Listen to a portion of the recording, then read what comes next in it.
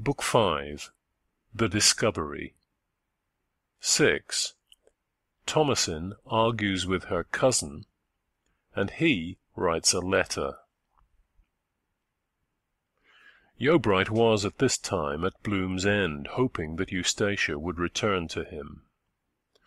The removal of furniture had been accomplished only that day, though Clym had lived in the old house for more than a week.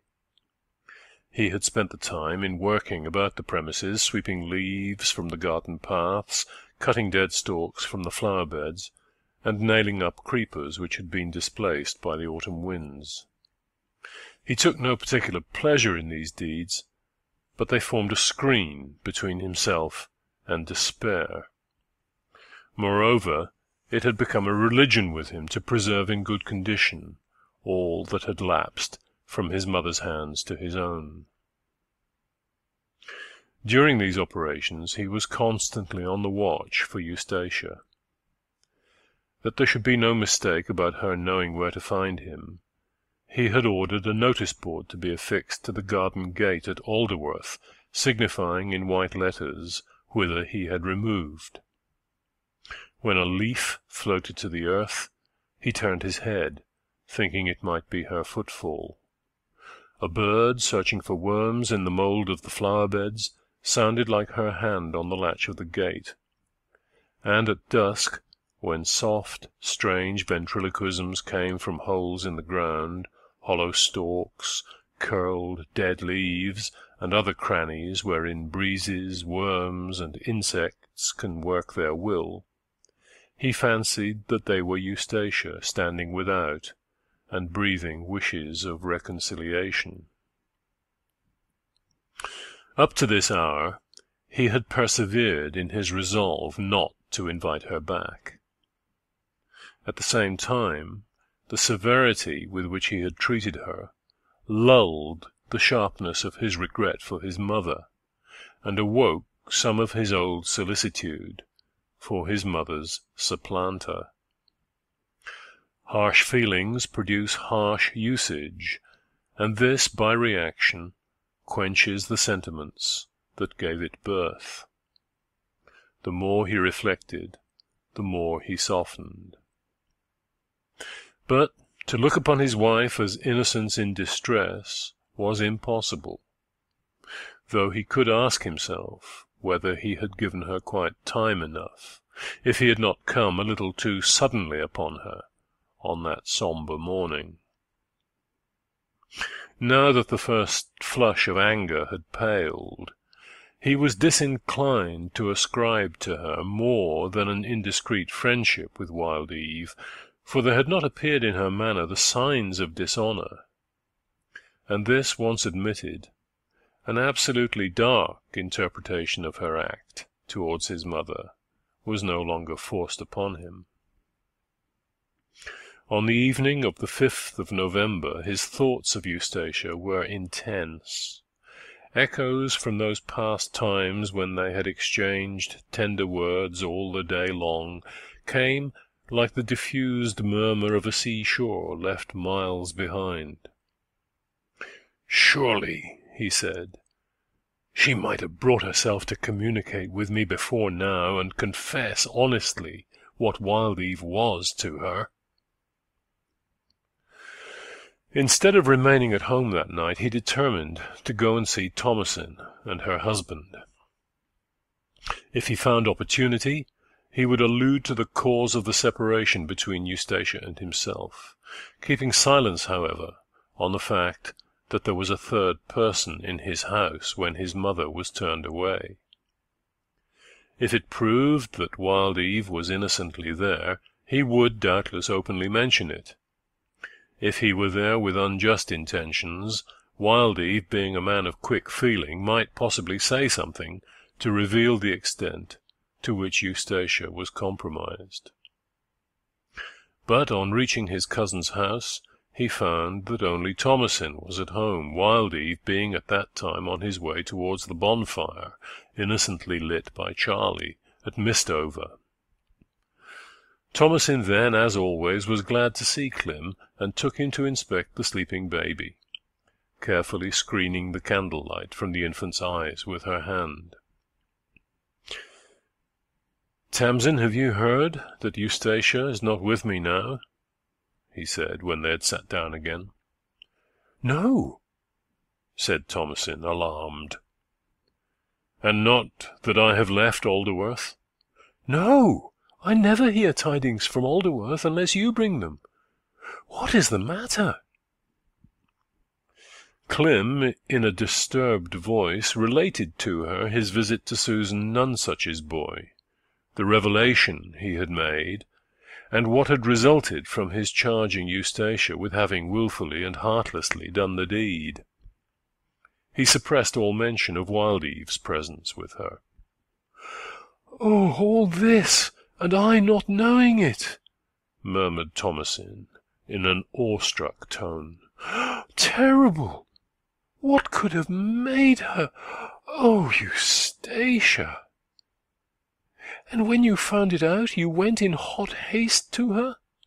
Were you too cruel, or is she really so wicked as she seems?" "Can a man be too cruel to his mother's enemy?" "I can fancy so." "Very well, then, I'll admit that he can. But now what is to be done?" "Make it up again. If a quarrel so deadly can ever be made up, I almost wish you had not told me. But do try to be reconciled. There are ways, after all, if you both wish to." "I don't know that we do both wish to make it up," said Clym. "If she had wished it, would she not have sent to me by this time?" "You seem to wish to, and yet you have not sent to her."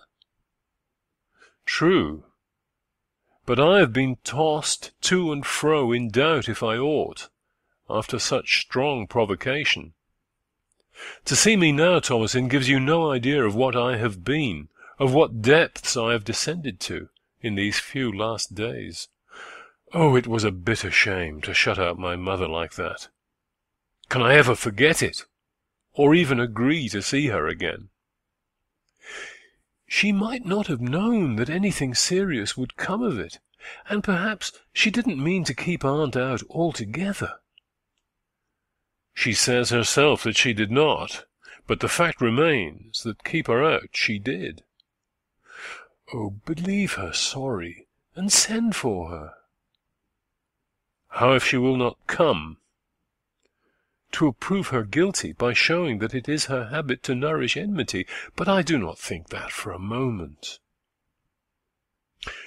"I will do this. I will wait for a day or two longer. Not longer than 2 days, certainly, and if she does not send to me in that time, I will indeed send to her."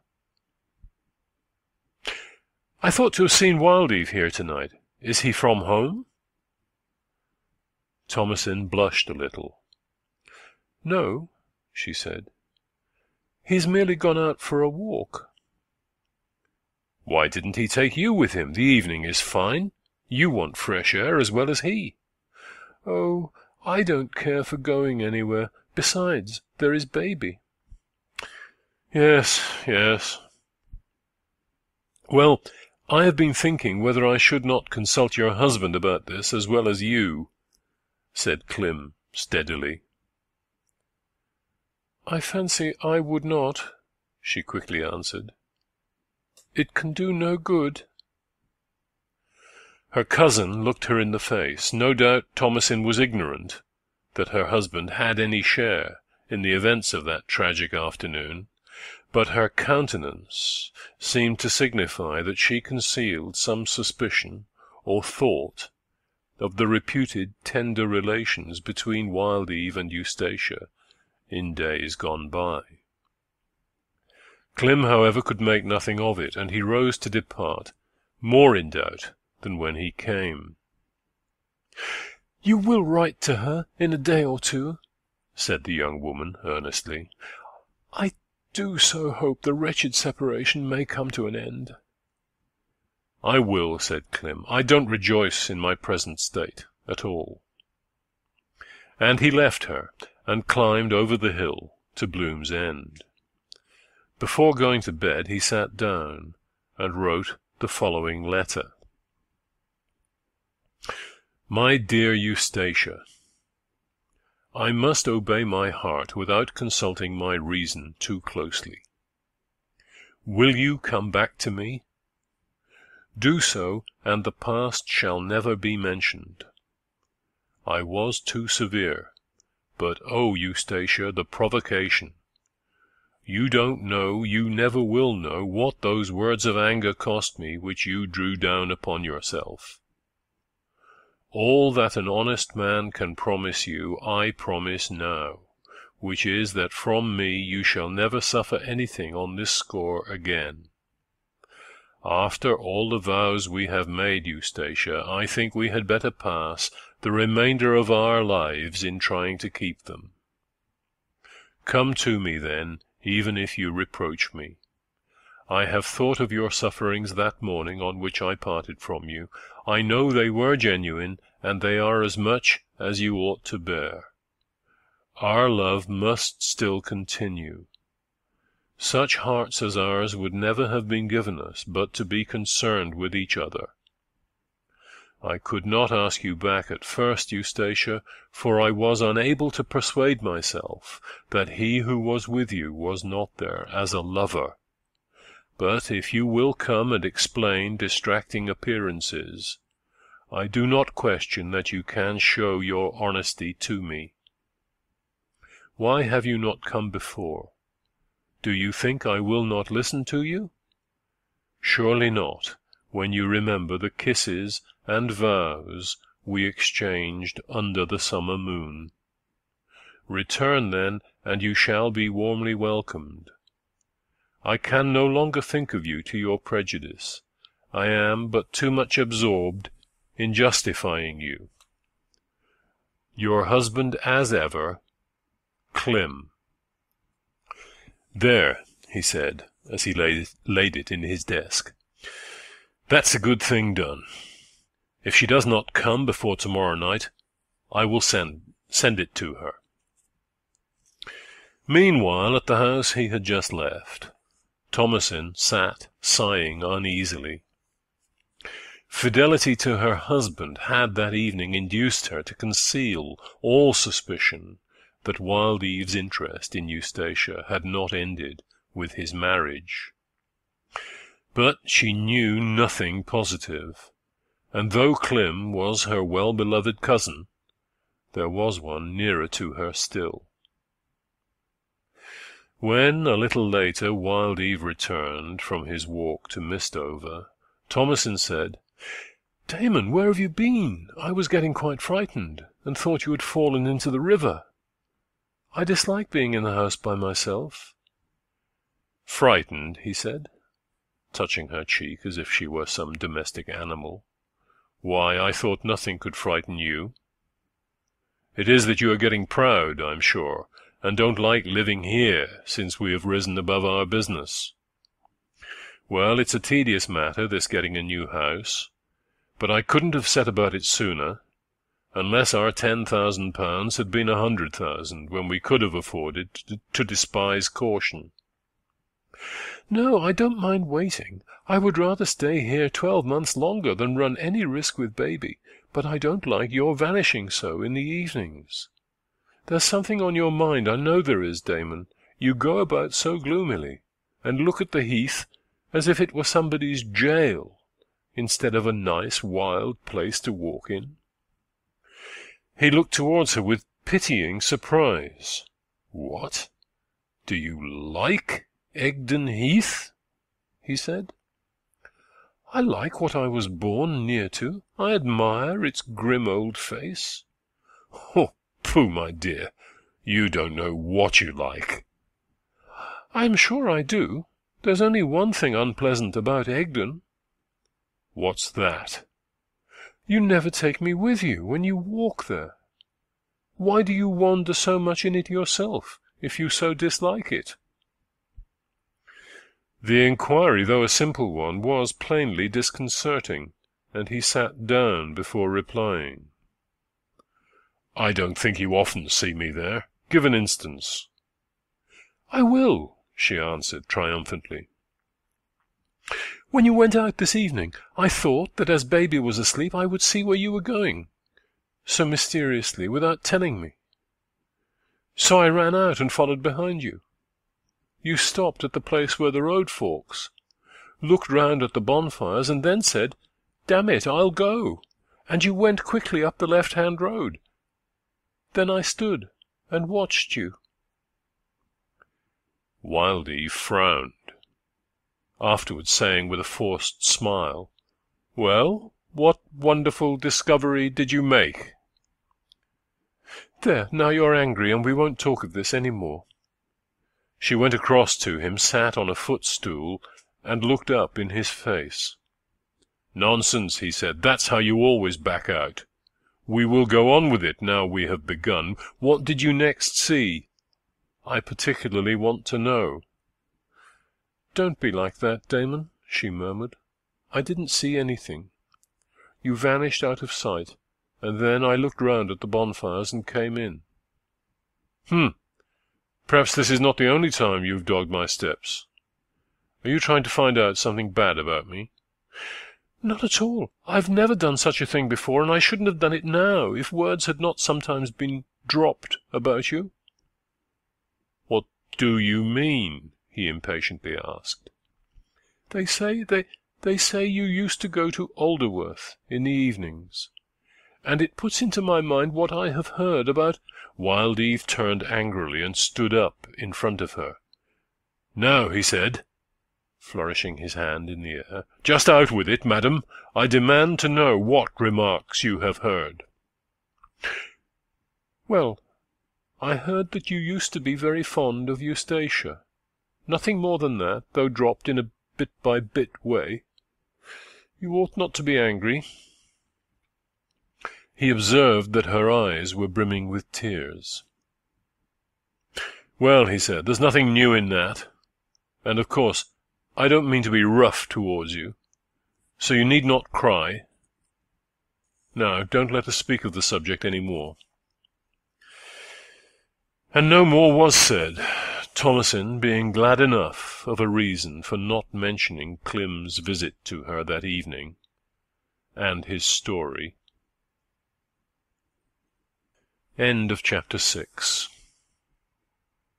Book 5. The Discovery.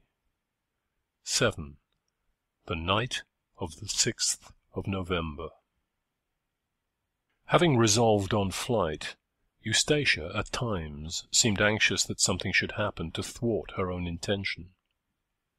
The only event that could really change her position was the appearance of Clym. The glory which had encircled him as her lover was departed now, yet some good, simple quality of his would occasionally return to her memory and stir a momentary throb of hope that he would again present himself before her. But, calmly considered, it was not likely that such a severance as now existed would ever close up. She would have to live on as a painful object, isolated and out of place. She had used to think of the heath alone as an uncongenial spot to be in. She felt it now of the whole world. Towards evening on the 6th, her determination to go away again revived. About 4 o'clock, she packed up anew the few small articles she had brought in her flight from Alderworth, and also some belonging to her which had been left here. The whole formed a bundle not too large to be carried in her hand for a distance of a mile or two. The scene without grew darker. Mud-coloured clouds bellied downwards from the sky like vast hammocks slung across it, and with the increase of night a stormy wind arose. But as yet there was no rain. Eustacia could not rest indoors, having nothing more to do, and she wandered to and fro on the hill, not far from the house she was soon to leave. In these desultory ramblings she passed the cottage of Susan Nonsuch, a little lower down than her grandfather's. The door was ajar, and a riband of bright firelight fell over the ground without.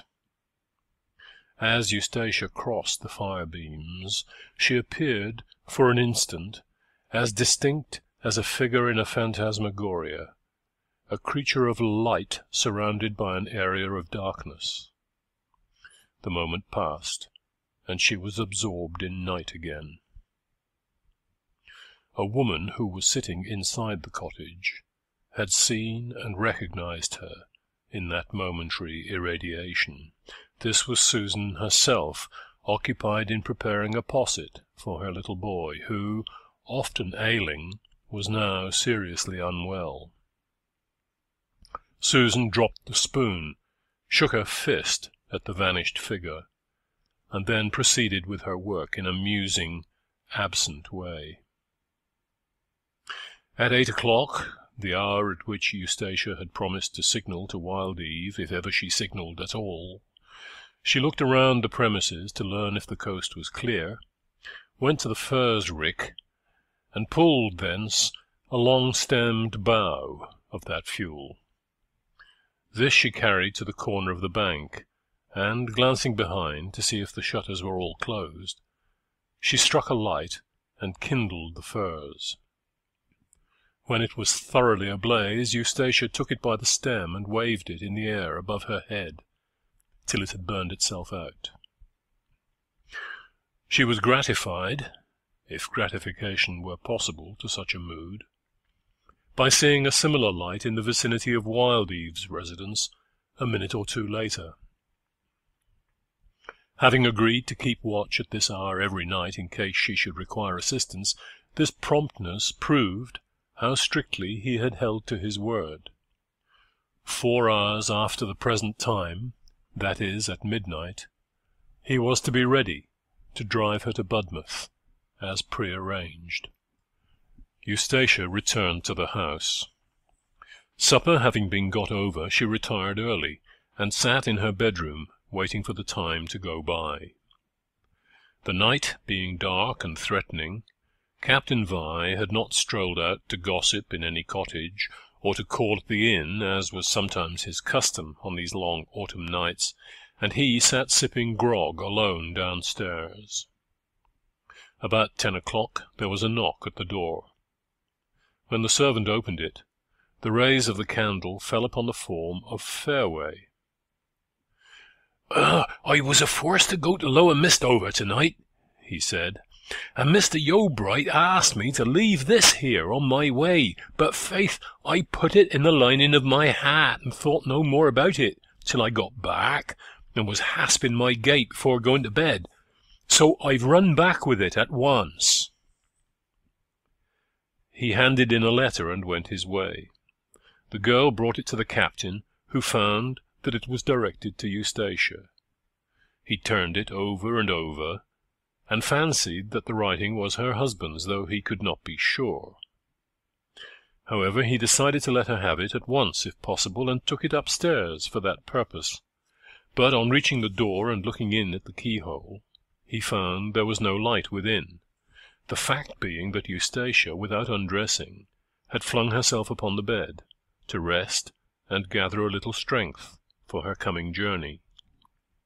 Her grandfather concluded, from what he saw, that he ought not to disturb her, and descending again to the parlour, he placed the letter on the mantelpiece to give it to her in the morning. At 11 o'clock he went to bed himself, smoked for some time in his bedroom, put out his light at 11:30, and then, as was his invariable custom, pulled up the blind before getting into bed, that he might see which way the wind blew on opening his eyes in the morning, his bedroom window commanding a view of the Flagstaff and Vane. Just as he had lain down, he was surprised to observe the white pole of the staff flash into existence like a streak of phosphorus drawn downwards across the shade of night without. Only one explanation met this. A light had been suddenly thrown upon the pole from the direction of the house. As everybody had retired to rest, the old man felt it necessary to get out of bed, open the window softly, and look to the right and left. Eustacia's bedroom was lighted up, and it was the shine from her window which had lighted the pole. Wondering what had aroused her, he remained undecided at the window, and was thinking of fetching the letter to slip it under her door, when he heard a slight brushing of garments on the partition dividing his room from the passage. The captain concluded that Eustacia, feeling wakeful, had gone for a book, and would have dismissed the matter as unimportant if he had not also heard her distinctly weeping as she passed. "She's thinking of that husband of hers," he said to himself. "Oh, the silly goose! She'd no business to marry him. I wonder if that letter is really his." He arose, threw his boat cloak round him, opened the door, and said, "Eustacia?" There was no answer. "Eustacia!" he repeated, louder. "There's a letter on the mantelpiece for you." But no response was made to this statement, save an imaginary one from the wind, which seemed to gnaw at the corners of the house, and the stroke of a few drops of rain upon the windows. He went on to the landing and stood waiting nearly 5 minutes. Still she did not return. He went back for a light and prepared to follow her, but first he looked into her bedroom. There, on the outside of the quilt, was the impression of her form, showing that the bed had not been opened, and, what was more significant, she had not taken her candlestick downstairs. He was now thoroughly alarmed, and hastily putting on his clothes, he descended to the front door, which he himself had bolted and locked. It was now unfastened. There was no longer any doubt that Eustacia had left the house at this midnight hour, and whither could she have gone? To follow her was almost impossible. Had the dwelling stood in an ordinary road, 2 persons setting out, one in each direction, might have made sure of overtaking her. But it was a hopeless task to seek for anybody on a heath in the dark, the practicable directions for flight across it from any point being as numerous as the meridians radiating from the pole.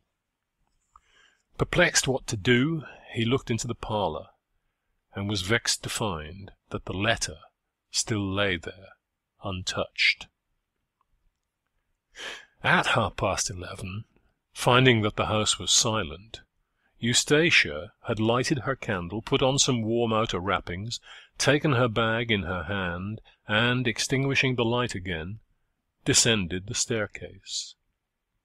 When she got into the outer air, she found that it had begun to rain, and as she stood pausing at the door, it increased, threatening to come on heavily.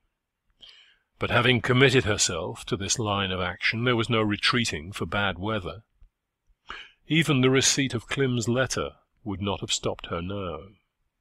The gloom of the night was funereal. All nature seemed clothed in crape. The spiky points of the fir trees behind the house rose into the sky like the turrets and pinnacles of an abbey. Nothing below the horizon was visible, save a light which was still burning in the cottage of Susan Nonsuch. Eustacia opened her umbrella and went out from the enclosure by the steps over the bank, after which she was beyond all danger of being perceived. Skirting the pool, she followed the path towards Rainbarrow, occasionally stumbling over twisted furze roots, tufts of rushes, or oozing lumps of fleshy fungi, which at this season lay scattered about the heath like the rotten liver and lungs of some colossal animal. The moon and stars were closed up by cloud and rain to the degree of extinction. 'Twas a night which led the traveller's thoughts instinctively to dwell on nocturnal scenes of disaster in the chronicles of the world, on all that is terrible and dark in history and legend, the last plague of Egypt, the destruction of Sennacherib's host, the agony in Gethsemane. Eustacia at length reached Rainbarrow and stood still there to think. Never was harmony more perfect than that between the chaos of her mind and the chaos of the world without. A sudden recollection had flashed on her this moment. She had not money enough for undertaking a long journey. Amid the fluctuating sentiments of the day, her unpractical mind had not dwelt on the necessity of being well provided, and now that she thoroughly realized the conditions, she sighed bitterly and ceased to stand erect, gradually crouching down under the umbrella, as if she were drawn into the barrow by a hand from beneath. Could it be that she was to remain a captive still? Money! She had never felt its value before. Even to efface herself from the country, means were required. To ask Wildeve for pecuniary aid without allowing him to accompany her was impossible to a woman with a shadow of pride left in her. To fly as his mistress, and she knew that he loved her, was of the nature of humiliation. Anyone who had stood by now would have pitied her, not so much on account of her exposure to weather and isolation from all of humanity, except the moulded remains inside the tumulus, but for that other form of misery which was denoted by the slightly rocking movements that her feelings imparted to her person. Extreme unhappiness weighed visibly upon her. Between the drippings of the rain, from her umbrella to her mantle, from her mantle to the heather, from the heather to the earth, very similar sounds could be heard coming from her lips, and the tearfulness of the outer scene was repeated upon her face. The wings of her soul were broken by the cruel obstructiveness of all about her, and even had she seen herself in a promising way of getting to Budmouth, entering a steamer, and sailing to some opposite port, she would have been but little more buoyant, so fearfully malignant were other things. She uttered words aloud. When a woman in such a situation, neither old, deaf, crazed, nor whimsical, takes it upon herself to sob and soliloquize aloud, there is something grievous the matter. "Can I go? Can I go?" she moaned. "He's not great enough for me to give myself to. He does not suffice for my desire. If he had been a Saul or a Bonaparte, but to break my marriage vow for him, it is too poor a luxury. And I have no money to go alone, and if I could, what comfort to me? I must drag on next year as I have dragged on this year, and the year after that, as before. Oh, how I have tried and tried to be a splendid woman, and how destiny has been against me. I do not deserve my lot," she cried in a frenzy of bitter revolt. "Oh, the cruelty of putting me into this ill-conceived world. I was capable of much, but I have been injured and blighted and crushed by things beyond my control. Oh, how hard it is of heaven to devise such tortures for me, who have done no harm to heaven at all." The distant light, which Eustacia had cursorily observed in leaving the house, came, as she had divined, from the cottage window of Susan Nonsuch. What Eustacia did not divine was the occupation of the woman within at that moment. Susan's sight of her passing figure earlier in the evening, not 5 minutes after the sick boy's exclamation, "Mother, I do feel so bad," persuaded the matron that an evil influence was certainly exercised by Eustacia's propinquity. On this account, Susan did not go to bed as soon as the evening's work was over, as she would have done at ordinary times. To counteract the malign spell which she imagined poor Eustacia to be working, the boy's mother busied herself with a ghastly invention of superstition, calculated to bring powerlessness, atrophy, and annihilation on any human being against whom it was directed. It was a practice well known on Egdon at that date, and one that is not quite extinct at the present day. She passed with her candle into an inner room, where, among other utensils, were 2 large brown pans containing together perhaps 100 weight of liquid honey, the produce of the bees during the foregoing summer. On a shelf over the pans was a smooth and solid yellow mass of a hemispherical form, consisting of beeswax from the same take of honey. Susan took down the lump, and cutting off several thin slices, heaped them in an iron ladle, with which she returned to the living-room and placed the vessel in the hot ashes of the fireplace. As soon as the wax had softened to the plasticity of dough, she kneaded the pieces together, and now her face became more intent. She began moulding the wax, and it was evident from her manner of manipulation that she was endeavouring to give it some preconceived form. The form was human. By warming and kneading, cutting and twisting, dismembering and rejoining the incipient image, she had, in about a quarter of an hour, produced a shape which tolerably well resembled a woman, and was about 6 inches high. She laid it on the table to get cold and hard. Meanwhile she took the candle and went upstairs to where the little boy was lying. "Did you notice, my dear, what Mrs. Eustacia wore this afternoon besides the dark dress?" "A red ribbon round her neck." "Anything else?" "No, except sandal shoes." "A red ribbon and sandal shoes," she said to herself. Mrs. Nonsuch went and searched till she found a fragment of the narrowest red ribbon, which she took downstairs and tied round the neck of the image. Then, fetching ink and quill from the rickety bureau by the window, she blackened the feet of the image to the extent presumably covered by shoes, and on the instep of each foot marked cross lines in the shape taken by the sandal strings of those days. Finally she tied a bit of black thread round the upper part of the head, in faint resemblance to a snood worn for confining the hair. Susan held the object at arm's length and contemplated it with a satisfaction in which there was no smile. To anybody acquainted with the inhabitants of Egdon Heath, the image would have suggested Eustacia Yeobright.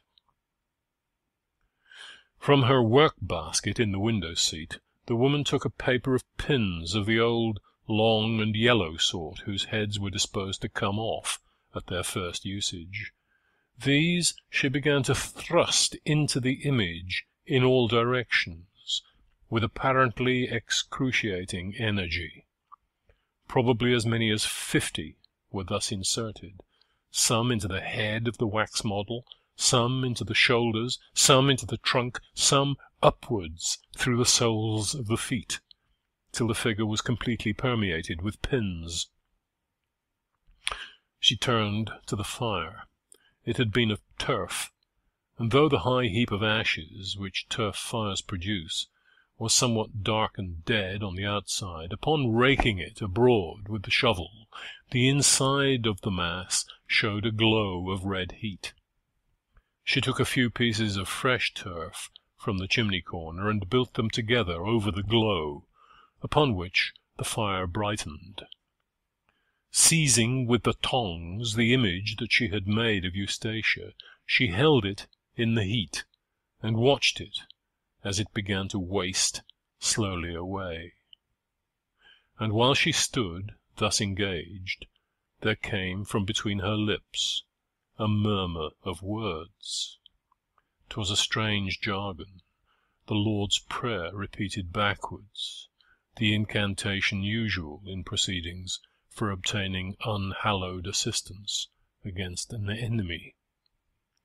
Susan uttered the lugubrious discourse 3 times slowly, and when it was completed the image had considerably diminished.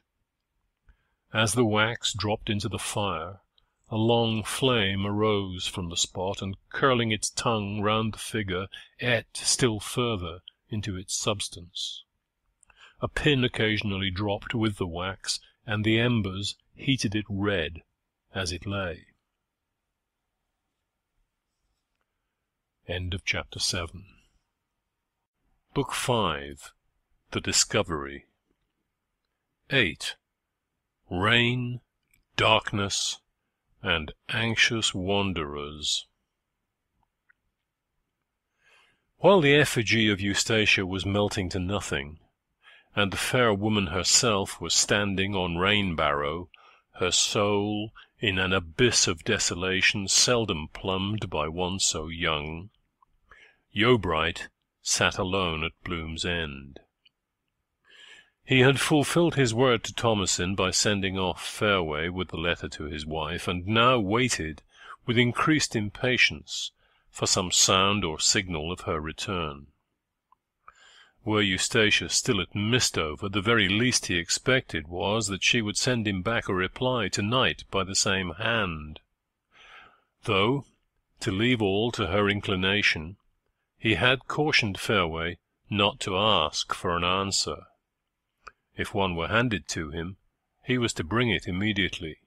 If not, he was to go straight home, without troubling to come round to Bloom's End again that night. But secretly Clym had a more pleasing hope. Eustacia might possibly decline to use her pen, it was rather her way to work silently, and surprise him by appearing at his door. How fully her mind was made up to do otherwise, he did not know. To Clym's regret, it began to rain and blow hard as the evening advanced. The wind rasped and scraped at the corners of the house, and filliped the eavesdroppings like peas against the panes. He walked restlessly about the untenanted rooms, stopping strange noises in windows and doors by jamming splinters of wood into the casements and crevices, and pressing together the leadwork of the quarries where it had become loosened from the glass. It was one of those nights when cracks in the walls of old churches widen, when ancient stains on the ceilings of decayed manor-houses are renewed and enlarged from the size of a man's hand to an area of many feet. The little gate in the palings before his dwelling continually opened and clicked together again, but when he looked out eagerly, nobody was there. 'Twas as if invisible shapes of the dead were passing in on their way to visit him. Between 10 and 11 o'clock, finding that neither Fareway nor anybody else came to him, he retired to rest, and, despite his anxieties, soon fell asleep. His sleep, however, was not very sound, by reason of the expectancy he had given way to, and he was easily awakened by a knocking which began at the door about an hour after. Clym arose and looked out of the window. Rain was still falling heavily, the whole expanse of heath before him emitting a subdued hiss under the downpour. It was too dark to see anything at all. "Who's there?" he cried. Light footsteps shifted their position in the porch, and he could just distinguish in a plaintive female voice the words, "Oh, Clym, come down and let me in." He flushed hot with agitation. "Surely it's Eustacia," he murmured. If so, she had indeed come to him unawares. He hastily got a light, dressed himself, and went down. On his flinging open the door, the rays of the candle fell upon a woman closely wrapped up, who at once came forward. "Thomasin!" he exclaimed, in an indescribable tone of disappointment. "It's Thomasin, and on such a night as this! Oh, where is Eustacia?" Thomasin it was, wet, frightened, and panting. "Eustacia? I don't know, Clym. "But I can't think," she said, with much perturbation. "Let me come in and rest. I will explain this. There's a great trouble brewing. My husband and Eustacia." "What? What?" "I think my husband is going to leave me, or do something dreadful. I don't know what. Clem, will you go and see? I've nobody to help me but you. Eustacia has not yet come home?" "No." She went on breathlessly. "Then they are going to run off together. He came indoors tonight about 8 o'clock and said, in an off-hand way, 'Tamsy, I've just found that I must go a journey.' 'When?' I said. 'Tonight,' he said. 'Where?' I asked him. 'I cannot tell you at present,' he said. 'I shall be back again tomorrow.' He then went and busied himself in looking up his things and took no notice of me at all. I expected to see him start, but he did not, and then it came to be 10 o'clock when he said, 'You had better go to bed.' I didn't know what to do, and I went to bed. I believe he thought I fell asleep, for half an hour after that he came up and unlocked the oak chest we keep money in when we have much in the house, and took out a roll of something, which I believe was bank-notes, though I wasn't aware that he had them there. These he must have got from the bank when he went there the other day. What does he want bank-notes for, if he's only going off for a day? When he'd gone down, I thought of Eustacia, and how he had met her the night before. I know he did meet her, Clem, for I followed him part of the way. But I did not like to tell you when you called and so make you think ill of him, as I did not think it was so serious. Then I could not stay in bed. I got up and dressed myself, and when I heard him out in the stable, I thought I would come and tell you. So I came downstairs without any noise and slipped out." "Then he was not absolutely gone when you left?" "No. Will you, dear cousin Clem, go and try to persuade him not to go? He takes no notice of what I say, and puts me off with a story of his going on a journey, and will be home tomorrow, and all that. But I don't believe it. I think you could influence him." "I'll go," said Clem. "Oh, Eustacia!" Thomasin carried in her arms a large bundle, and having by this time seated herself, she began to unroll it, when a baby appeared as the kernel to the husks, dry, warm, and unconscious of travel or rough weather. Thomasin briefly kissed the baby, and then found time to begin crying, as she said, "I brought baby, for I was afraid what might happen to her. I suppose it will be her death, but I couldn't leave her with Rachel." Clem hastily put together the logs on the hearth, raked abroad the embers, which were scarcely yet extinct, and blew up a flame with the bellows. "Dry yourself," he said. "I'll go and get some more wood." No, don't stay for that. I'll make up the fire. Will you go at once, please, will you?" Yeobright ran upstairs to finish dressing himself. While he was gone, another rapping came to the door. This time there was no delusion that it might be Eustacia's. The footsteps just preceding it had been heavy and slow. Yeobright, thinking it might possibly be Fairway, with a note in answer, descended again and opened the door. "Captain Vi," he said to a dripping figure. "Is my granddaughter here?" said the captain. "No." "Then where is she?" "I don't know." "But you ought to know. You're her husband." "Only in name, apparently," said Clem, with rising excitement. "I believe she means to elope tonight with Wild Eve. I'm just going to look to it." "Well, she's left my house. She left about half an hour ago. Who's sitting there?" "My cousin, Thomasin." The captain bowed in a preoccupied way to her. "Oh, I only hope it's no worse than an elopement," he said. "Worse? What's worse than the worst a wife can do? Well, I've been told a strange tale. Before starting in search of her, I called up Charlie, my stable lad. I missed my pistols the other day." "Pistols?" He said at the time that he took them down to clean. He has now owned that he took them because he saw Eustacia looking curiously at them, and she afterwards owned to him that she was thinking of taking her life, but bound him to secrecy and promised never to think of such a thing again. I hardly suppose she will ever have bravado enough to use one of them, but it shows what's been lurking in her mind, and people who think of that sort of thing once think of it again. Where are the pistols? Safely locked up. Oh no, she won't touch them again. But there are more ways of letting out life than through a bullet hole. What did you quarrel about so bitterly with her, to drive her to all this? You must have treated her badly indeed. Well, I was always against the marriage, and I was right. Are you going with me? Said Yeobright, paying no attention to the captain's latter remark. If so, I can tell you what we quarrelled about as we walk along. Where to? To Wild Eve's. That was her destination, depend upon it. Thomasin here broke in, still weeping. He said he was only going on a sudden short journey, but if so, why did he want so much money? Oh, Clem, what do you think will happen?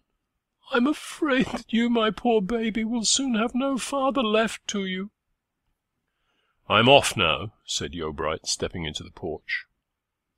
I would fain go with thee, said the old man, doubtfully, but I begin to be afraid that my legs will hardly carry me there such a night as this. I'm not so young as I was. If they are interrupted in their flight, she will be sure to come back to me, and I ought to be at the house to receive her. But be it as 'twill, I can't walk to the quiet woman, and that's an end on't. I'll go straight home. It will perhaps be best, said Clem. Thomasin, dry yourself, and be as comfortable as you can. With this he closed the door upon her and left the house, in company with Captain Vi, who parted from him outside the gate, taking the middle path, which led to Mistover. Clem crossed by the right-hand track towards the inn. Thomasin, being left alone, took off some of her garments, carried the baby upstairs to Clem's bed, and then came down to the sitting-room again, where she made a larger fire and began drying herself. The fire soon flared up the chimney, and giving the room an appearance of comfort that was doubled by contrast with the drumming of the storm without, which snapped at the window-panes and breathed into the chimney strange low utterances that seemed to be the prologue to some tragedy. But the least part of Thomasin was in the house, for her heart being at ease about the little girl upstairs, she was mentally following Clem on his journey. Having indulged in this imaginary peregrination for some considerable interval, she became impressed with a sense of the intolerable slowness of time. But she sat on. The moment then came when she could scarcely sit longer, and it was like a satire on her patience to remember that Clem could hardly have reached the inn as yet. At last she went to the baby's bedside. The child was sleeping soundly, but her imagination of possibly disastrous events at her home, the predominance within her of the unseen over the seen, agitated her beyond endurance. She could not refrain from going down and opening the door. The rain still continued, the candlelight falling upon the nearest drops and making glistening darts of them as they descended across the throng of invisible ones behind. To plunge into that medium was to plunge into water slightly diluted with air. But the difficulty of returning to her house at this moment made her all the more desirous of doing so. Anything was better than suspense. "I've come here well enough," she said, "and why shouldn't I go back again? It is a mistake for me to be away." She hastily fetched the infant, wrapped it up, cloaked herself as before, and, shovelling the ashes over the fire to prevent accidents, went into the open air. Pausing first to put the door-key in its old place behind the shutter, she resolutely turned her face to the confronting pile of firmamental darkness beyond the palings, and stepped into its midst. But Thomasin's imagination being so actively engaged elsewhere, the night and the weather had for her no terror beyond that of their actual discomfort and difficulty. She was soon ascending Bloom's End Valley and traversing the undulations on the side of the hill. The noise of the wind over the heath was shrill, and as if it whistled for joy at finding a night so congenial as this. Sometimes the path led her to hollows between thickets of tall and dripping bracken, dead though not yet prostrate, which enclosed her like a pool. When they were more than usually tall, she lifted the baby to the top of her head, that it might be out of the reach of their drenching fronds. On higher ground, where the wind was brisk and sustained, the rain flew in a level flight without sensible descent, so that it was beyond all power to imagine the remoteness of the point at which it left the bosoms of the clouds. Here self-defence was impossible, and individual drops stuck into her like the arrows into St. Sebastian. She was enabled to avoid puddles by the nebulous paleness which signified their presence, though beside anything less dark than the heath, they themselves would have appeared as blackness. Yet in spite of all this, Thomasin was not sorry that she had started. To her there were not, as to Eustacia, demons in the air and malice in every bush and bough. The drops which lashed her face were not scorpions, but prosy rain. Egdon in the mass was no monster whatever, but impersonal, open ground. Her fears of the place were rational, her dislikes of its worse moods reasonable. At this time it was, in her view, a windy, wet place in which a person might experience much discomfort, lose the path without care, and possibly catch cold. If the path is well known, the difficulty at such times of keeping therein is not altogether great from its familiar feel to the feet, but, once lost, it is irrecoverable. Owing to her baby, who somewhat impeded Thomasin's view forward, and distracted her mind, she did, at last, lose the track. This mishap occurred when she was descending an open slope about 2/3 home. Instead of attempting, by wandering hither and thither, the hopeless task of finding such a mere thread, she went straight on, trusting for guidance to her general knowledge of the contours, which was scarcely surpassed by Klim's or by that of the heath-croppers themselves. At length Thomasin reached a hollow, and began to discern through the rain a faint blotted radiance, which presently assumed the oblong form of an open door. She knew that no house stood hereabouts, and was soon aware of the nature of the door by its height above the ground. "Why, it is Diggory Venn's van, surely," she said. A certain secluded spot near Rainbarrow was, she knew, often Venn's chosen centre when staying in this neighbourhood, and she guessed at once that she had stumbled upon this mysterious retreat. The question arose in her mind whether or not she should ask him to guide her into the path. In her anxiety to reach home, she decided that she would appeal to him, notwithstanding the strangeness of appearing before his eyes at this place and season. But when, in pursuance of this resolve, Thomasin reached the van and looked in, she found it to be untenanted, though there was no doubt that it was the Reddelmans. The fire was burning in the stove, the lantern hung from the nail. Round the doorway the floor was merely sprinkled with rain and not saturated, which told her that the door had not long been opened. While she stood uncertainly looking in, Thomasin heard a footstep advancing from the darkness behind her, and turning, beheld the well-known form in corduroy, lurid from head to foot, the lantern beams falling upon him through an intervening gauze of raindrops. "I thought you went down the slope," he said, without noticing her face. "How do you come back here again?" "Diggory," said Thomasin faintly. "Who are you?" said Ven, still unperceiving. "And why were you crying so just now?" "Oh, Diggory, don't you know me?" said she. "But of course you don't, wrapped up like this. What do you mean? I haven't been crying here, and I haven't been here before." Ven then came nearer, till he could see the illuminated side of her form. "Mrs. Wildeve!" he exclaimed, starting. "What a time for us to meet! And the baby, too! What dreadful thing can have brought you out on such a night as this?"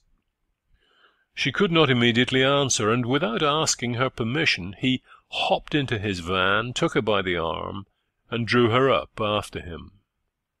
"What is it?" he continued when they stood within. "I've lost my way coming from Bloom's End, and I'm in a great hurry to get home. Please show me as quickly as you can. It is so silly of me not to know Egdon better, and I cannot think how I came to lose the path. Show me quickly, Diggory, please." "Yes, of course, I will go with thee, but you came to me before this, Mrs. Wildeve." "I only came this minute." "That's strange. I was lying down here asleep about 5 minutes ago, with the door shut to keep out the weather, when the brushing of a woman's clothes over the heath bushes just outside woke me up, for I don't sleep heavy, and at the same time I heard a sobbing or crying from the same woman. I opened my door and held out my lantern, and just as far as the light would reach, I saw a woman. She turned her head when the light sheened on her, and then hurried on downhill. I hung up the lantern, and was curious enough to pull on my things and dog her a few steps, but I could see nothing of her any more.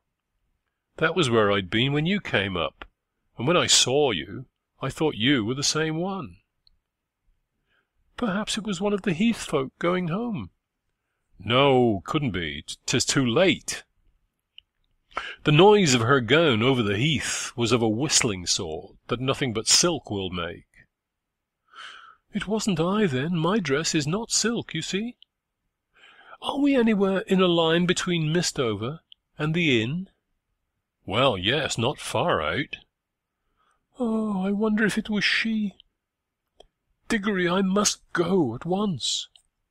She jumped down from the van before he was aware, when Ven unhooked the lantern and leaped down after her. "I'll take the baby, ma'am," he said. "You must be tired out by the wait." Thomasin hesitated a moment, and then delivered the baby into Ven's hands. "Don't squeeze her, Diggory," she said, "or hurt her little arm, and keep the cloak close over her like this, so that the rain may not drop in her face." "I will," said Ven earnestly, "as if I could hurt anything belonging to you." "I only meant accidentally," said Thomasin. "The baby's dry enough, but you're pretty wet," said the Reddleman, when, in closing the door of his cart to padlock it, he noticed on the floor a ring of water drops where her cloak had hung from her. Thomasin followed him as he wound right and left, to avoid the larger bushes, stopping occasionally and covering the lantern while he looked over his shoulder to gain some idea of the position of Rain Barrow above them, which it was necessary to keep directly behind their backs to preserve a proper course. "You're sure the rain doesn't fall upon baby?" "Quite sure. May I ask how old he is, ma'am?" "He?" said Thomasin reproachfully. "Anybody can see better than that in a moment. She is nearly 2 months old." "How far is it now to the inn?" "Little over 1/4 of a mile." "Will you walk a little faster?" "I was afraid you could not keep up." "I'm very anxious to get there. Ah, there's a light from the window." "'Tis not from the window. That's a gig lamp, to the best of my belief." "Oh," said Thomasin in despair. "I wish I'd been there sooner. Give me the baby, Diggory. You can go back now." "I must go all the way," said Ven. "There is a quag between us and that light, and you will walk into it up to your neck unless I take you round." "But the light is at the inn, and there's no quag in front of that." "No, the light is below the inn, some 200 or 300 yards. "Never mind," said Thomasin hurriedly. "Go towards the light and not towards the inn." "Yep," answered Ven, swerving round in obedience, and after a pause, "I wish you would tell me what this great trouble is. I think you've proved that I can be trusted." "There are some things that cannot be told to—" And then her heart rose into her throat, and she could say no more. End of Chapter 8. Book 5. The Discovery. 9. Sights and sounds draw the wanderers together. Having seen Eustatia's signal from the hill at 8 o'clock, Wild Eve immediately prepared to assist her in her flight, and, as he hoped, accompany her. He was somewhat perturbed, and his manner of informing Thomasin that he was going on a journey was in itself sufficient to rouse her suspicions. When she had gone to bed, he collected the few articles he would require, and went upstairs to the money chest, whence he took a tolerably bountiful sum in notes, which had been advanced to him on the property he was so soon to have in possession, to defray expenses incidental to the removal. He then went to the stable and coach-house, to assure himself that the horse, gig, and harness were in fit condition for a long drive.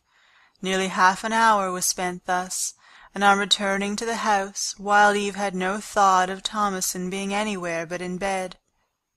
He had told the stable lad not to stay up, leading the boy to understand that his departure would be at 3 or 4 in the morning. For this, though an unexpected hour, was less strange than midnight, the time actually agreed on, the packet from Budmouth sailing between 1 and 2. At last all was quiet, and he had nothing to do but wait. By no effort could he shake off the oppression of spirits which he had experienced ever since his last meeting with Eustacia, but he hoped there was that in his situation which money could cure. He had persuaded himself that to act not ungenerously towards his gentle wife by settling on her the half of his property, and with chivalrous devotion toward another and greater woman by sharing her fate, was possible. And though he meant to adhere to Eustacia's instructions to the letter, to deposit her where she wished, and to leave her, should that be her will, the spell that she had cast over him intensified, and his heart was beating fast in the anticipated futility of such commands in the face of a mutual wish that they should throw in their lot together. He would not allow himself to dwell long upon these conjectures, maxims, and hopes, and at 20 minutes to 12 he again went softly to the stable, harnessed the horse, and lit the lamps, whence, taking the horse by the head, he led him with a covered car out of the yard, to a spot by the roadside some 1/4 of a mile below the inn. Here Wild Eve waited, slightly sheltered from the driving rain by a high bank that had been cast up at this place. Along the surface of the road, where lit by the lamps the loosened gravel and small stones scudded and clicked together before the wind, which, leaving them in heaps, plunged into the heath and boomed across the bushes into darkness. Only one sound rose above this din of weather, and that was the roaring of a 10-hatch weir to the southward, from a river in the meads, which formed the boundary of the heath in this direction. He lingered on, in perfect stillness, till he began to fancy that the midnight hour must have struck. A very strong doubt had arisen in his mind, if Eustacia would venture down the hill in such weather. Yet knowing her nature, he felt that she might. "Poor thing, 'tis like her ill luck," he murmured. At length he turned to the lamp and looked at his watch. To his surprise it was nearly 1/4 past midnight. He now wished that he had driven up this circuitous road to Mistover, a plan not adopted because of the enormous length of the route in proportion to that of the pedestrian's path down the open hillside, and the consequent increase of labor for the horse. At this moment a footstep approached, but the light of the lamps being in a different direction, the comer was not visible. The step paused, then came on again. "Eustacia?" said Wild Eve. The person came forward, and the light fell upon the form of Clem, glistening with wet, whom Wild Eve immediately recognized. But Wild Eve, who stood behind the lamp, was not at once recognized by Eobright. He stopped as if in doubt whether this waiting vehicle could have anything to do with the flight of his wife or not. The sight of Eobright at once banished Wild Eve's sober feelings, who saw him again as the deadly rival from whom Eustacia was to be kept at all hazards. Hence Wild Eve did not speak, in the hope that Clem would pass by without particular inquiry. While they both hung thus in hesitation, a dull sound became audible above the storm and wind. Its origin was unmistakable. It was the fall of a body into the stream in the adjoining mead, apparently at a point near the weir. Both started. "Good God! Can it be she?" said Clem. "Why should it be she?" said Wild Eve, in his alarm forgetting that he had hitherto screened himself. "Ah, that's you, you traitor, is it?" cried Eobright. "Why should it be she? Because last week she would have put an end to her life if she had been able.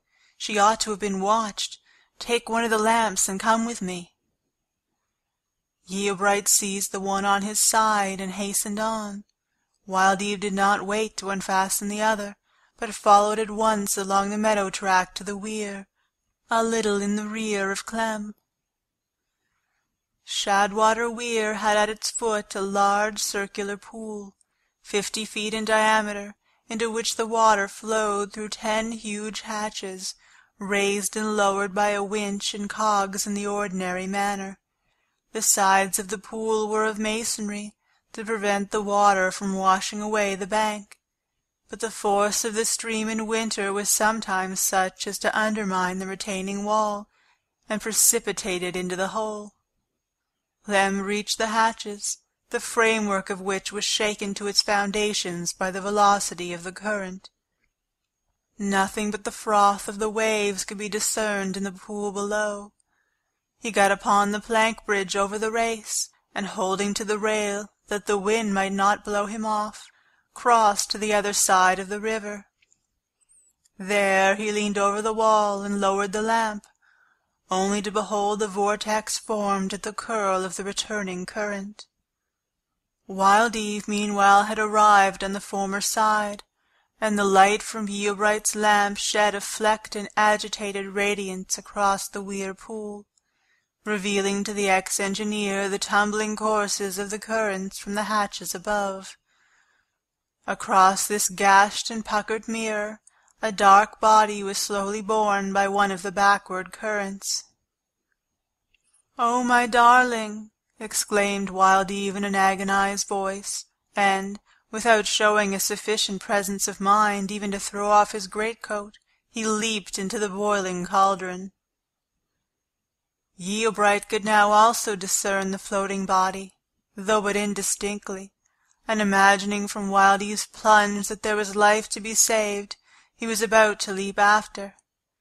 Bethinking himself of a wiser plan, he placed the lamp against the post to make it stand upright, and running round to the lower part of the pool, where there was no wall, he sprang in and boldly waded upwards towards the deeper portion.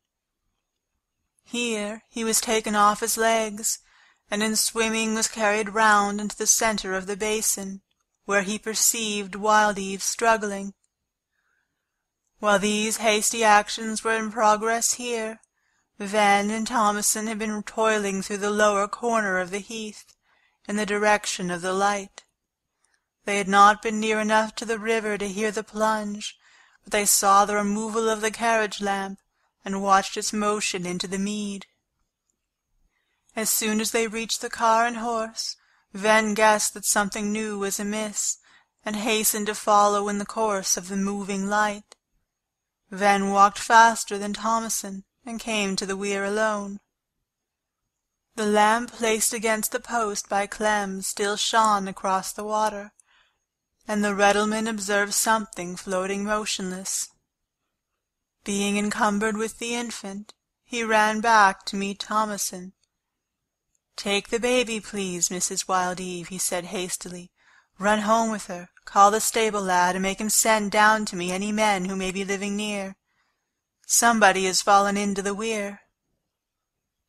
Thomason took the child and ran. When she came to the covered car, the horse, though fresh from the stable, was standing perfectly still, as if conscious of misfortune. She saw for the first time whose it was. She nearly fainted, and would have been unable to proceed another step, but that the necessity of preserving the little girl from harm nerved her to amazing self-control. In this agony of suspense, she entered the house, put the baby in a place of safety, woke the lad and the female domestic, and ran out to give the alarm at the nearest cottage.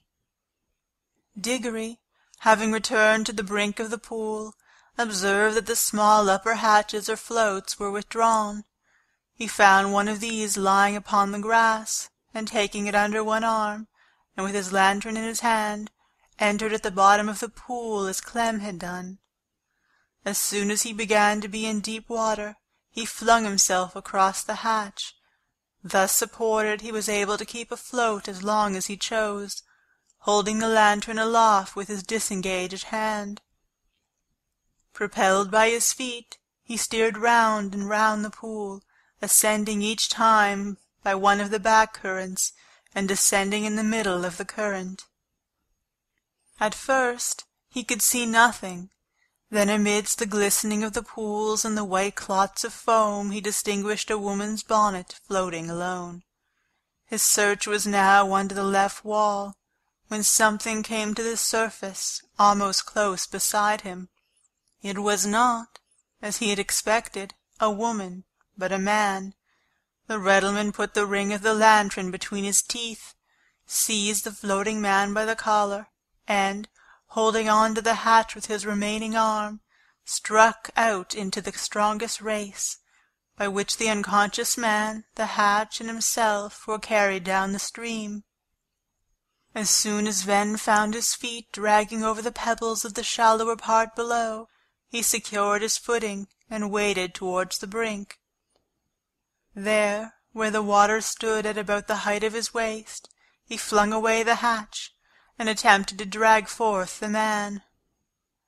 This was a matter of great difficulty, and he found as the reason that the legs of the unfortunate stranger were tightly embraced by the arms of another man, who had hitherto been entirely beneath the surface. At this moment his heart bounded to hear footsteps running towards him, and two men, roused by Thomason, appeared at the brink above. They ran to where Van was, and helped him in lifting out the apparently drowned persons, separating them, and laying them out upon the grass. Van turned the light upon their faces. The one who had been uppermost was Yeobright. He who had been completely submerged was Wild Eve. "Now we must search the hole again," said Ven. "A woman is in there somewhere. Get a pole." One of the men went to the footbridge and tore off the handrail. The Reddleman and the two others then entered the water together, from below as before, and with their united force probed the pool forwards to where it sloped down to its central depth. Ven was not mistaken in supposing that any person who had sunk for the last time would be washed down to this point, for when they had examined to about halfway across, something impeded their thrust. "Pull it forward," said Ven, and they raked it in with the pole till it was close to their feet. Ven vanished under the stream, and came up with an armful of wet drapery, enclosing a woman's cold form, which was all that remained of the desperate Eustacia. When they reached the bank, there stood Thomasin, in a stress of grief, bending over the two unconscious ones who already lay there. The horse and cart were brought to the nearest point in the road, and it was the work of a few minutes only to place the three in the vehicle. Ven led on the horse, supporting Thomasin upon his arm, and the two men followed till they reached the inn.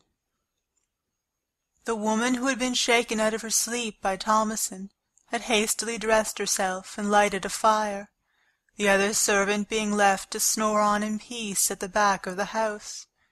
The insensible forms of Eustacia, Clem, and Wild Eve were then brought in and laid on the carpet, with their feet to the fire, when such restorative process as this could be thought of were adopted at once, the stableman being in the meantime sent for a doctor.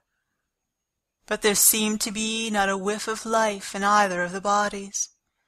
Then Thomasin, whose stupor of grief had been thrust off a while by frantic action, applied a bottle of hartshorn to Clem's nostrils, having tried in vain upon the other two. He sighed. "Clem's alive!" she exclaimed. He soon breathed distinctly, and again did she attempt to revive her husband by the same means, but Wild Eve gave no sign. There was too much reason to think that he and Eustacia both were forever beyond the reach of stimulating perfumes. Their exertions did not relax till the doctor arrived, when one by one the senseless three were taken upstairs and put into warm beds. Ven soon felt himself relieved from further attendance, and went to the door, scarcely able yet to realize the strange catastrophe that had befallen the family in which he took so great an interest. Thomasin surely would be broken down by the sudden and overwhelming nature of this event. No firm and sensible Mrs. Yeobright lived now to support the gentle girl through the ordeal, and, whatever an unimpassioned spectator might think of her loss of such a husband as Wild Eve, there could be no doubt that for the moment she was distracted and horrified by the blow. As for himself, not being privileged to go to her and comfort her, he saw no reason for waiting longer in a house where he remained only as a stranger. He returned across the heath to his van. The fire was not yet out, and everything remained as he had left it. Ven now bethought himself of his clothes, which were saturated with water to the weight of lead. He changed them, spread them before the fire, and lay down to sleep. But it was more than he could do to rest here, while excited by a vivid imagination of the turmoil they were in at the house he had quitted, and, blaming himself for coming away, he dressed in another suit, locked up the door, and again hastened across to the inn. Rain was still falling heavily when he entered the kitchen. A bright fire was shining from the hearth, and two women were bustling about, one of whom was Ollie Dowden. "Well, how is it going on now?" said Ven in a whisper. "Mr. Yeobright is better, but Mrs. Yeobright and Mr. Wild Eve are dead and cold. The doctor says they were quite gone before they were out of the water." "Ah, I thought as much when I hauled them up." "And Mrs. Wild Eve?" "She is as well as can be expected. The doctor had her put between blankets, for she was almost as wet as they had been in the river. Poor young thing! You don't seem very dry, Redelman." "Oh, 'tis not much. I have changed my things. This is only a little dampness I've got coming through the rain again." "Stand by the fire. Missus says you be to have whatever you want, and she was sorry when she was told that you'd gone away." Ven drew near to the fireplace and looked in the flames in an absent mood. The steam came from his leggings and ascended the chimney with the smoke, while he thought of those who were upstairs. 2 were corpses. One had barely escaped the jaws of death, another was sick and a widow. The last occasion on which he had lingered by that fireplace was when the raffle was in progress. When Wild Eve was alive and well, Thompson active and smiling in the next room, Yeobright and Eustacia just made husband and wife, and Mrs. Yeobright living at Bloom's End. It had seemed at that time that the then position of affairs was good for at least 20 years to come. Yet, of all the circle, he himself was the only one whose situation had not materially changed. While he ruminated, a footstep descended the stairs. It was the nurse, who brought in her hand a rolled mass of wet paper. The woman was so engrossed with her occupation that she hardly saw Ven. She took from a cupboard some pieces of twine, which she strained across the fireplace, tying the end of each piece to the fire-dog, previously pulled forward for the purpose, and, unrolling the wet papers, she began pitting them one by one to the strings in the manner of clothes on a line. "What be they?" said Ven. "Poor master's bank-notes," she answered. "They were found in his pocket when they undressed him." "And he was not coming back again for some time," said Ven.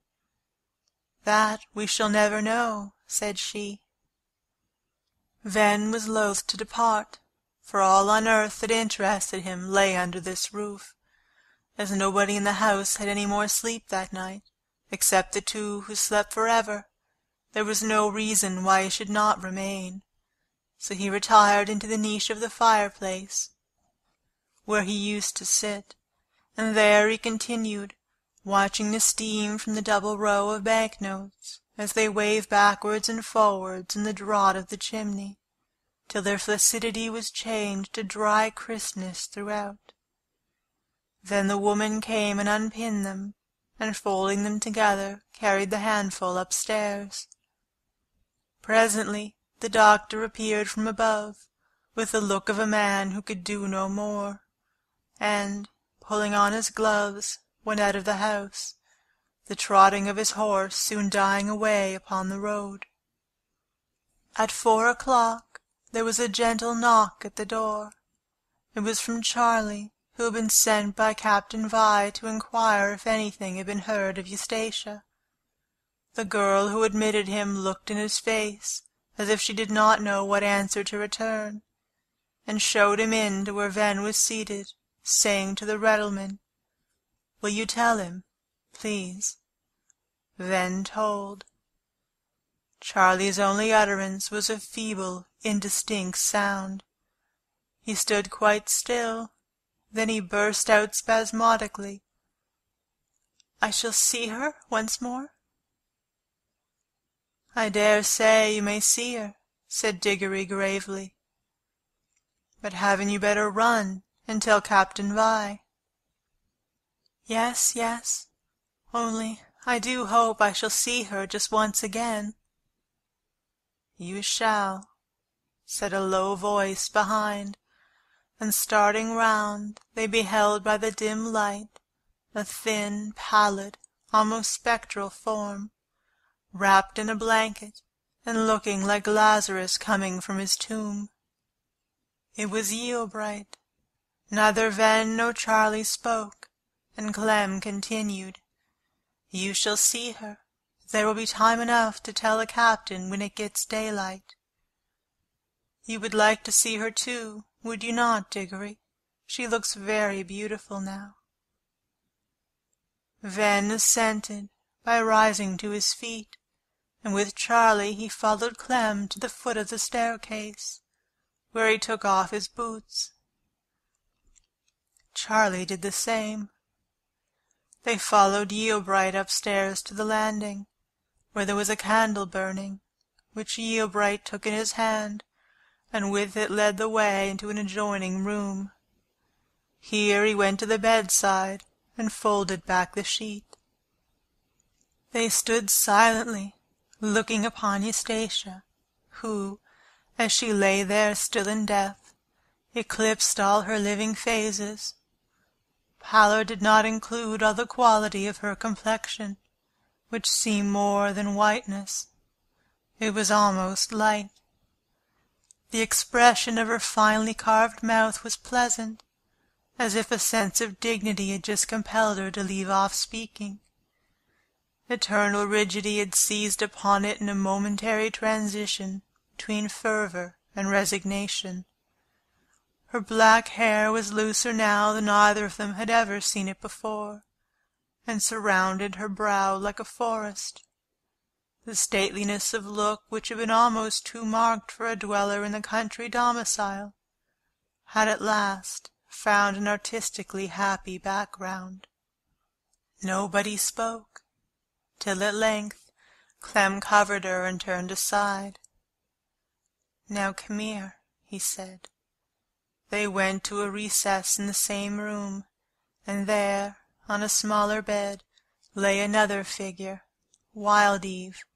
Less repose was visible in his face than in Eustacia's, but the same luminous youthfulness overspread it, and the least sympathetic observer would have felt at sight of him, now that he was born for a higher destiny than this. The only sign upon him of his recent struggle for life was in his finger-tips, which were worn and sacrificed in his dying endeavours to obtain a hold on the face of the weir-wall. Eobright's manner had been so quiet, he had uttered so few syllables since his reappearance, that Venn imagined him resigned. It was only when they had left the room, and stood upon the landing, that the true state of his mind was apparent. "Here," he said, with a wild smile, inclining his head towards the chamber in which Eustacia lay. "She is the second woman I have killed this year. I was a great cause of my mother's death, and I am the chief cause of hers." "How?" said Venn. "I spoke cruel words to her, and she left my house. I did not invite her back till it was too late. It is I who ought to have drowned myself. It would have been a charity to the living had the river overwhelmed me and borne her up. But I cannot die. Those who ought to have lived lie dead, and here I am alive." "But you cannot charge yourself with crimes in that way," said Venn. "You may as well say that the parents be the cause of a murder by the child, for without the parents the child would never have been begot." "Yes, Venn, that is very true, but you don't know all the circumstances. If it had pleased God to put an end to me, it would have been a good thing for all. But I am getting used to the horror of my existence. They say that a time comes when men laugh at misery through long acquaintance with it. Surely that time will soon come to me."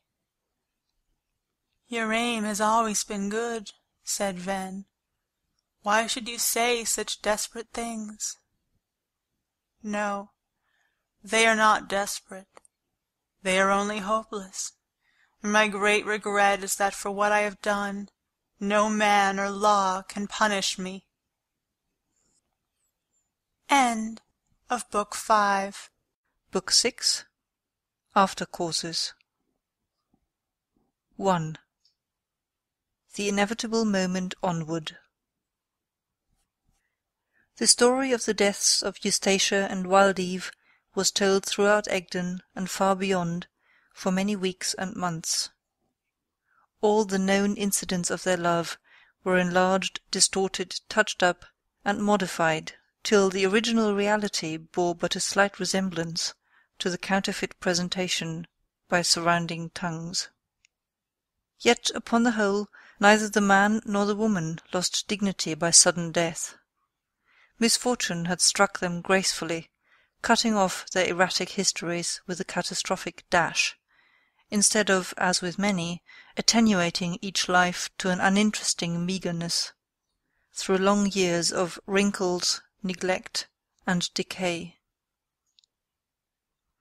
On those most nearly concerned the effect was somewhat different. Strangers who had heard of many such cases now merely heard of one more, but immediately where a blow falls no previous imaginings amount to appreciable preparation for it. The very suddenness of her bereavement dulled, to some extent, Thomason's feelings, yet irrationally enough.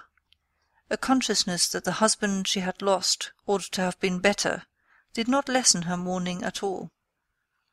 On the contrary, this fact seemed at first to set off the dead husband in his young wife's eyes, and to be the necessary cloud to the rainbow. But the horrors of the unknown had passed. Vague misgivings about her future as a deserted wife were at an end. The worst had once been matter of trembling conjecture. It was now matter of reason only, a limited badness.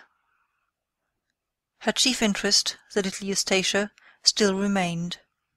There was humility in her grief, no defiance in her attitude, and when this is the case, a shaken spirit is apt to be stilled.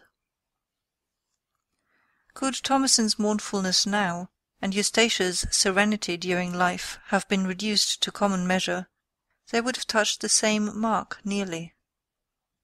But Thomason's former brightness made shadow of which in a sombre atmosphere was light itself. The spring came and calmed her. The summer came and soothed her.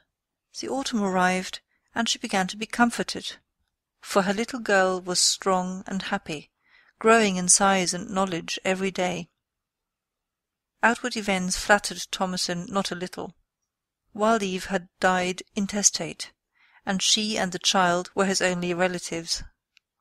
When administration had been granted, all the debts paid, and the residue of her husband's uncle's property had come into her hands, it was found that the sum waiting to be invested for her own and the child's benefit was little less than £10,000. Where should she live? The obvious place was Bloom's End. The old rooms, it is true, were not much higher than the between-decks of a frigate, necessitating a sinking in the floor under the new clock-case she brought from the inn, and the removal of the handsome brass knobs on its head, before there was height for it to stand. But, such as the rooms were, there were plenty of them, and the place was endeared to her by every early recollection. Clym very gladly admitted her as a tenant, confining his own existence to 2 rooms at the top of the back staircase, where he lived on quietly, shut off from Thomason and the 3 servants she had thought fit to indulge in now that she was a mistress of money, going his own ways and thinking his own thoughts. His sorrows had made some change in his outward appearance, and yet the alteration was chiefly within. It might have been said that he had a wrinkled mind. He had no enemies, and he could get nobody to reproach him, which was why he so bitterly reproached himself. He did sometimes think he had been ill-used by fortune, so far as to say that to be born is a palpable dilemma, and that instead of men aiming to advance in life with glory, they should calculate how to retreat out of it without shame. But that he and his had been sarcastically and pitilessly handled in having such irons thrust to their souls, he did not maintain long. It is usually so, except with the sternest of men. Human beings, in their generous endeavour to construct a hypothesis that shall not degrade a first cause, have always hesitated to conceive a dominant power of lower moral quality than their own, and, even while they sit down and weep by the waters of Babylon, invent excuses for the oppression which prompts their tears. Thus, though words of solace were vainly uttered in his presence, he found relief in a direction of his own choosing when left to himself. For a man of his habits, the house and the £120 a year which he had inherited from his mother were enough to supply all worldly needs. Resources do not depend upon gross amounts, but upon the proportion of spendings to takings. He frequently walked the heath alone, when the past seized upon him with its shadowy hand, and held him there to listen to its tale. His imagination would then people the spot with its ancient inhabitants. Forgotten Celtic tribes trod their tracks about him, and he could almost live among them, look in their faces, and see them standing beside the barrows which swelled around, untouched and perfect as at the time of their erection. Those of the dyed barbarians who had chosen the cultivable tracts were, in comparison with those who had left their marks here, as writers on paper besides writers on parchment. Their records had perished long ago by the plough, while the works of these remained. Yet they all had lived and died unconscious of the different fates awaiting their relics. It reminded him that unforeseen factors operate in the evolution of immortality. Winter again came round, with its winds, frosts, tame robins, and sparkling starlight. The year previous, Thomasin had hardly been conscious of the season's advance. This year she laid her heart open to external influences of every kind. The life of this sweet cousin, her baby, and her servants came to Klim's senses only in the form of sounds through a wood partition as he sat over books of exceptionally large type, but his ear became at last so accustomed to these slight noises from the other part of the house that he almost could witness the scenes they signified. A faint beat of half-seconds conjured up Thomasin rocking the cradle. A wavering hum meant that she was singing the baby to sleep. A crunching of sand, as between millstones, raised the picture of Humphrey's, Fairway's, or Sam's heavy feet crossing the stone floor of the kitchen. A light boyish step, and a gay tune in a high key, betokened a visit from Grandfer Cantle. A sudden break-off in the grandfer's utterances implied the application to his lips of a mug of small beer. A bustling and slamming of doors meant starting to go to market. For Thomasin, in spite of her added scope of gentility, led a ludicrously narrow life, to the end that she might save every possible pound for her little daughter. One summer day Klim was in the garden, immediately outside the parlour window, which was as usual open. He was looking at the pot flowers on the sill. They had been revived and restored by Thomasin to the state in which his mother had left them. He heard a slight scream from Thomasin, who was sitting inside the room. "Oh, you frightened me," she said to someone who had entered. "I thought you were the ghost of yourself." Klim was curious enough to advance a little further and look in at the window. To his astonishment, there stood within the room Diggory Venn, no longer a Redelman, but exhibiting the strangely altered hues of an ordinary Christian countenance, white shirt-front, light flowered waistcoat, blue-spotted neckerchief, and bottle-green coat. Nothing in this appearance was at all singular but the fact of its great difference from what he had formerly been. Red, and all approach to red, was carefully excluded from every article of clothes upon him. For what is there that persons just out of harness dread so much as reminders of the trade which has enriched them? Yeobright went round to the door and entered. "I was so alarmed," said Thomasin, smiling from one to the other. "I couldn't believe that he had got white of his own accord. It seemed supernatural." "I gave up dealing in Reddel last Christmas," said Venn.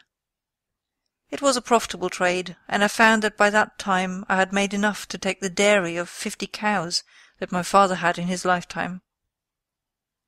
I always thought of getting to that place again if I changed at all, and now I am there." "How did you manage to become white, Diggory?" Thomasin asked. "I turned so by degrees, ma'am." You look much better than ever you did before." Ven appeared confused, and Thomasin, seeing how inadvertently she had spoken to a man who might possibly have tender feelings for her still, blushed a little. Clym saw nothing of this, and added good-humouredly, "What shall we have to frighten Thomasin's baby with, now you have become a human being again?" "Sit down, Diggory," said Thomasin, "and stay to tea."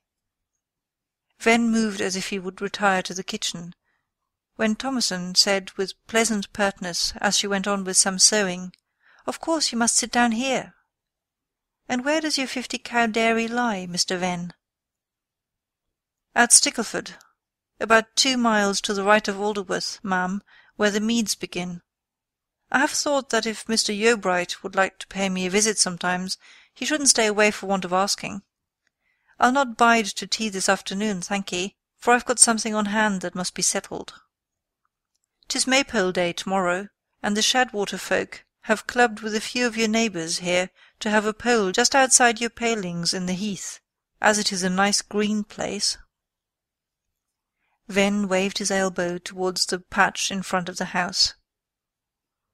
"I have been talking to Fairway about it," he continued, "and I said to him that before we put up the pole it would be as well to ask Mrs. Waldeave." "I can say nothing against it," she answered. "Our property does not reach an inch further than the white palings." "But you might not like to see a lot of folk going crazy round a stick under your very nose?" "I shall have no objection at all." Ven soon after went away, and in the evening Yeobright strolled as far as Fairway's cottage. It was a lovely May sunset, and the birch trees which grew on this margin of the vast Egdon wilderness had put on their new leaves, delicate as butterflies' wings, and diaphanous as amber. Beside Fairway's dwelling was an open space recessed from the road, and here were now collected all the young people from within a radius of a couple of miles. The pole lay with one end supported on a trestle, and women were engaged in wreathing it from top downwards with wildflowers. The instincts of merry England lingered on here with exceptional vitality, and the symbolic customs which tradition has attached to each season of the year were yet a reality on Egdon. Indeed, the impulses of all such outlandish hamlets are pagan still.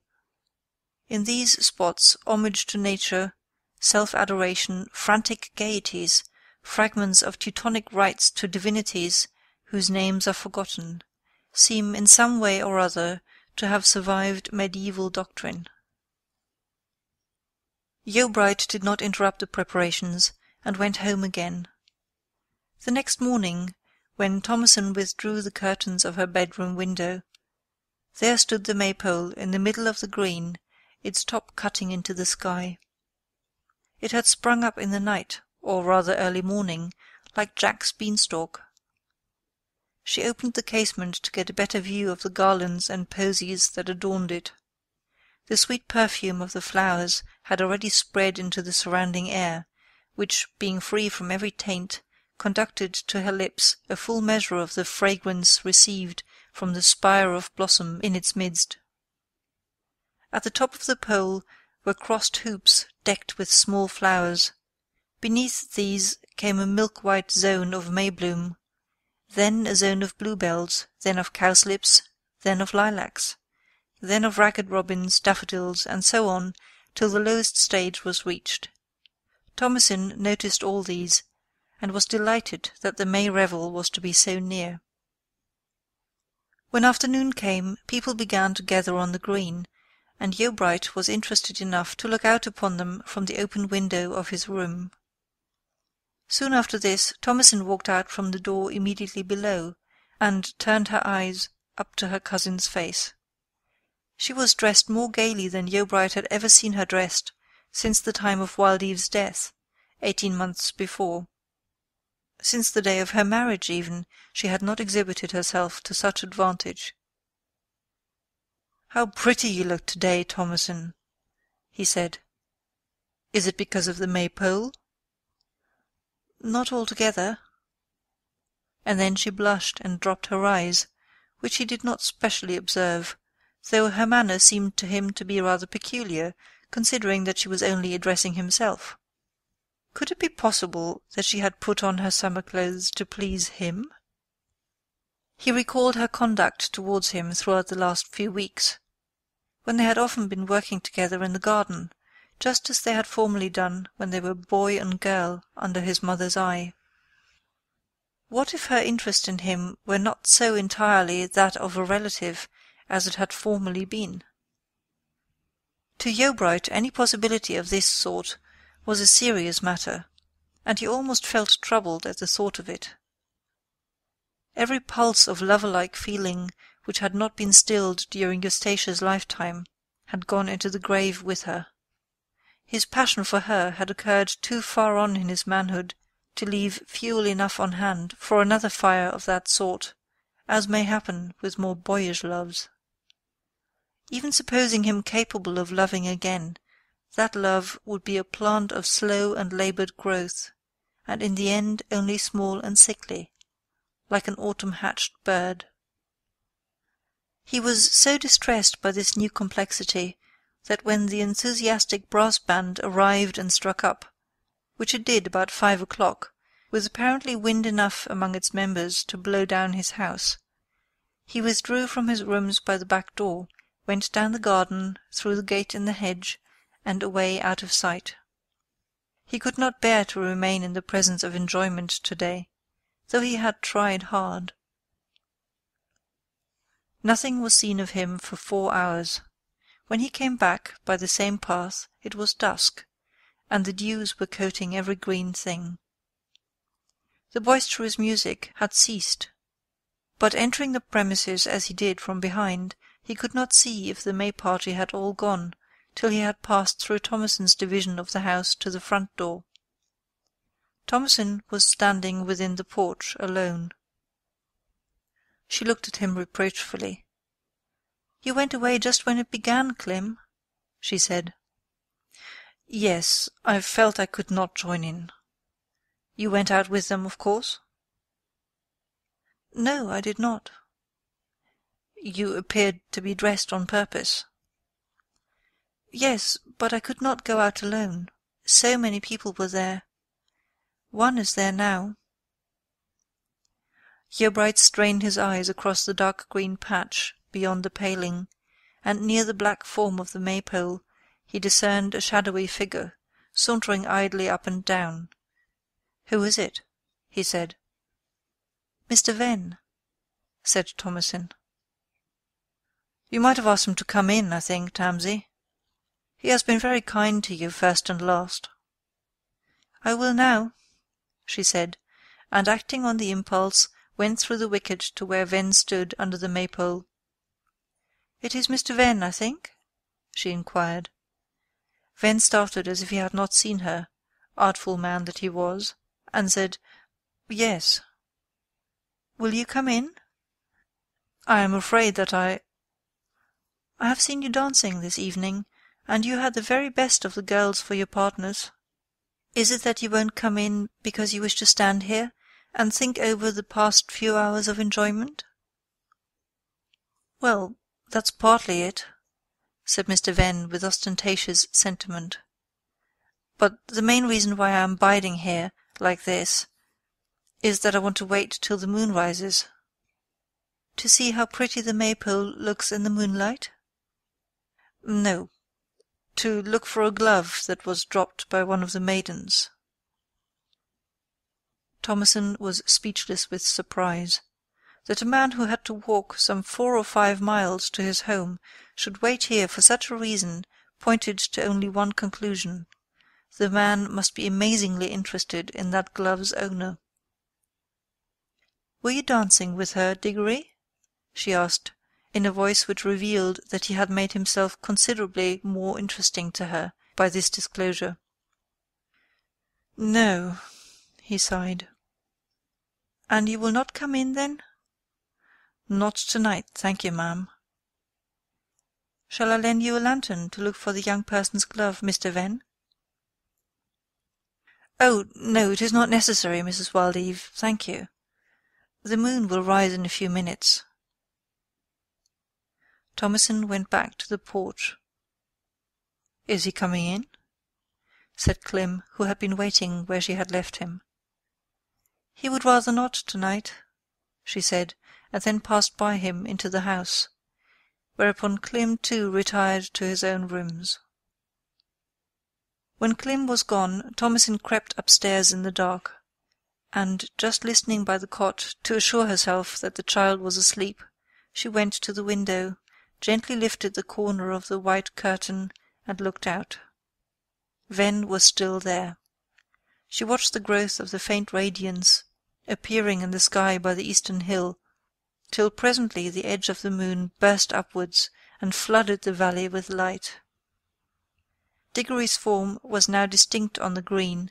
He was moving about in a bowed attitude, evidently scanning the grass for the precious missing article, walking in zigzags right and left, till he should have passed over every foot of the ground. "How very ridiculous," Thomasin murmured to herself, in a tone which was intended to be satirical. "To think that a man should be so silly as to go mooning about like that for a girl's glove! A respectable dairyman, too, and a man of money as he is now. What a pity!" At last Ven appeared to find it, whereupon he stood up and raised it to his lips. Then, placing it in his breast-pocket, the nearest receptacle to a man's heart permitted by modern raiment, he ascended the valley in a mathematically direct line towards his distant home in the meadows. End of Book 6. 1.